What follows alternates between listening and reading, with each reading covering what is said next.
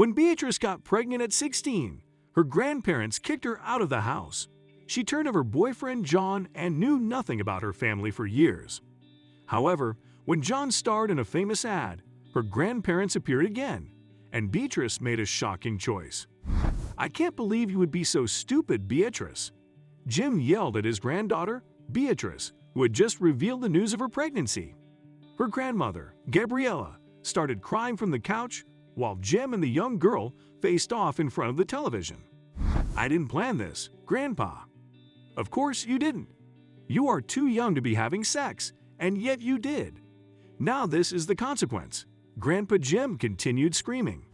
"Ugh, I admit it was my fault, and John's too. But it's done. I have to face this now," Beatrice expressed. "You will get an abortion immediately," Jim demanded, and Gabriella gasped. "Jim, that's awful. She can't do that," she yelled at her husband. "What else is she supposed to do? She has no education. She's 16, for God's sake. We can't raise a baby at our age. You want that on our shoulders?" Jim reasoned with his wife, who had always been appalled at the idea of abortion. Well, the older woman hedged. "Grandma, I will not get rid of this baby no matter what. I'm having it. John is on board, and we are going to get through this. But I really want your support," Beatrice pleaded with her grandparents. "Oh, so you've already decided what's going to happen. Is that right? Well, young lady, it's time to face the music. You can't live in this house anymore. I will not have the shame of having a teenage mom under my roof," Jim bellowed. "Jim," his wife exclaimed in shock. But Beatrice looked directly at her grandfather's face and couldn't believe the sweet man she had always known and loved would do something like this. When she lost her parents at 5 years old, they had stepped up and raised her with all the support in the world. After discovering her pregnancy, Beatrice was sure they would continue to be there for her. But she was wrong, and her grandfather was right. She had to leave. "Fine," she responded and went to her room, packed a few of her things, and returned to the living room. "I'll be back for the rest of my stuff later." "Where will you go?" Grandma Gabriella asked in concern. Beatrice knew that her grandmother was worried about everything, but she would never go against her husband. "I don't know, but I'll get through this, and you'll come to regret this day," the young girl answered, walking towards the front door. "Never," her grandfather bellowed again, and she shook her head at him. His pride was too great, and he would never admit that what he was doing was wrong. Beatrice opened the door and walked away from her grandparents forever. Luckily, John and his parents received her with open arms, as they would all work hard for this baby. But the young girl hoped every single day that her grandparents would calm down, let their steam off, and realize that having a child was a blessing. She might be young, but the moment she saw her positive test, she grew up in an instant. She was ready to be the best mother in the world, even if she struggled, and was sure that her grandparents would eventually want to meet their great-grandchild. She was wrong. Raising a baby at 16 was hard, but Beatrice and John made it happen. They had a son named Walter, and John's parents, Sylvia and Marlon, were the best grandparents in the world. Sylvia watched the baby while the kids went to school. Soon Beatrice and John got into great universities in Washington, D.C., got married, and lived at John's parents' home until they graduated from college. As soon as they landed decent jobs, they rented their first apartment nearby and began their lives. A few years later, John became a well-established entrepreneur with several franchised restaurants. Meanwhile, Beatrice became a school teacher determined to inspire her students. Walter was then 10 years old, and he had never known anything but love and tenderness from his family. Unfortunately, Beatrice had not heard from her grandparents in all that time. She had tried calling them several times, but they both hung up when they realized it was her. One time, Jim even yelled, "We're not giving you money." Her grandparents were not aware that John was so successful, so her calls always ended before she could tell them she didn't need their money. But Beatrice knew it was the other way around. She had heard from a few neighbors who always kept tabs on the old folks that Jim got into some trouble involving his penchant for poker games. They had lost a considerable amount of their savings due to his gambling debts, and all they had was their house now. Beatrice wanted to help them, despite how they turned her away all those years. She wasn't like them. She wanted them back in her life. She wanted them to meet Walter and love him. He was such a fantastic kid who adored his family. They all could benefit from that love. But Jim's pride once again got in his way, and Grandma Gabriella wouldn't budge either, although Beatrice knew she was probably curious about her life. It was such a saddening situation. "I can't believe they are so stubborn," Beatrice told her husband one night while they were getting ready for bed. "I know, dear. But what did you expect? 10 years of no communication.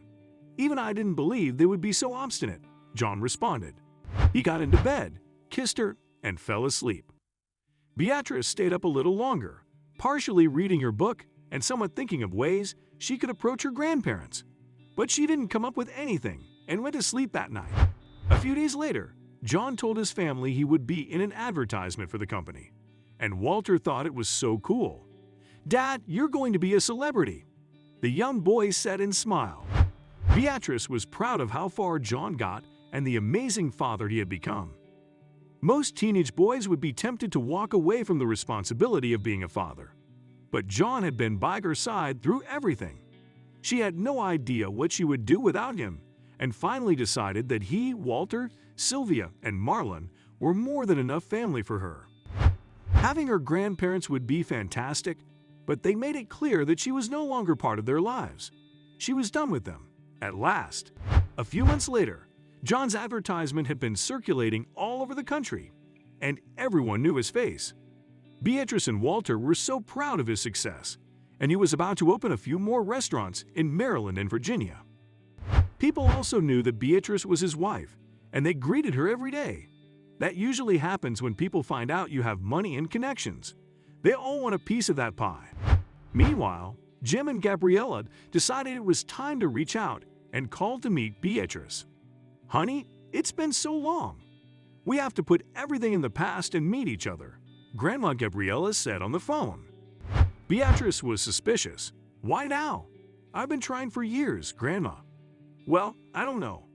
I guess we're getting old, and we want to meet our great-grandson. Please, would you meet us for coffee? Grandpa Jim wants to come too." "Of course. He is excited about your kid too." "Fine. Let's meet tomorrow." That night, John advised her to be careful. "I'm sure they want something from us right now. Money probably, with their money troubles. I wouldn't trust them so easily, so I don't think you should take Walter with you," he stated. Beatrice agreed and went on her own. They were already waiting for her at the cafe when she got there and greeted her with great big smiles that made her even more suspicious of their intentions. "For God's sake, the last they saw me, they kicked me out when I needed them most.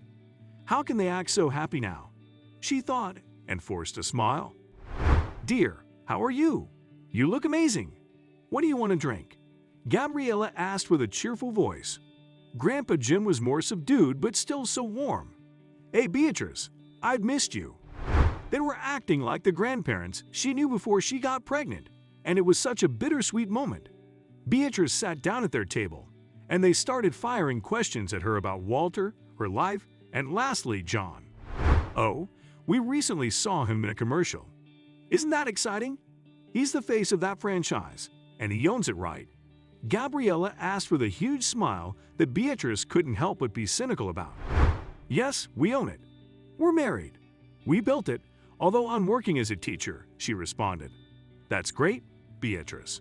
Being a teacher is the most noble profession in the world," Grandpa Jim added, looking at her with his warm eyes. "Oh, guys, I'm done. Let's cut to the chase. I've been trying to communicate with you for ages. I wanted you to meet Walter, and you always hung up on me. So why did you call me now?" Beatrice expressed, crossing her arms and showing them a no-nonsense attitude. Jim locked his jaw and looked like he wanted to yell. Finally, that was a face Beatrice recognized, but Gabriella shut her mouth and breathed deeply before speaking. "Dear, we only wanted to see you." "No, you didn't. Now, I need the truth or I'm leaving," Beatrice demanded. "Fine," Jim started. "We need your help." "Why would I help you?" "Beatrice, don't talk back like that," Gabriella interjected. "Grandma, please. I'm not a child. I'll speak however I want. Now, what do you need from me and why would I help you?" "I don't know if you know that we got into some debt over the years, and we were wondering if you could help us out."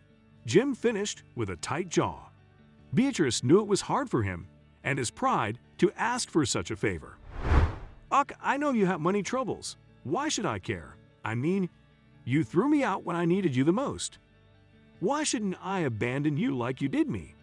Beatrice said, her arms still crossed and her face impervious. "Please, sweetie, we could lose everything," Gabriella begged. Beatrice looked thoughtfully at them and made a decision. How much? They gave her a significant number, and she told them she would have to think about it. They both nodded, and Beatrice left the coffee shop with a heavy heart. She knew John would tell her to follow her heart. They could undoubtedly afford what they were asking for, but she didn't know if it was right. Therefore, she did the only thing she could think of and called Sylvia. After explaining everything, the older woman gave her the sound advice she needed. "Honey, what would you have wanted from them 10 years ago? You needed help, begged them, and they said no. Now you're facing that same dilemma. Do you want to be like them?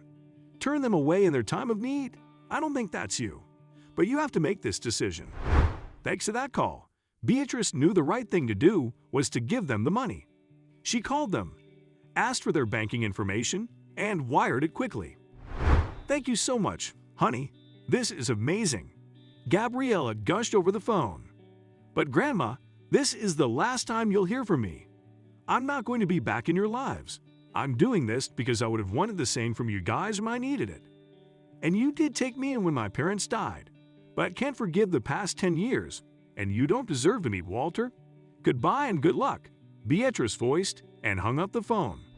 She never spoke to them again and moved on happily with her genuine, loving family, who would jump through fire for her. What can we learn from this story? You don't have to forgive and forget to do the right thing. Beatrice needed to let go of her anger to give her grandparents money. But she didn't forgive them or forget what they did either. She just did the right thing. Don't do something you might regret.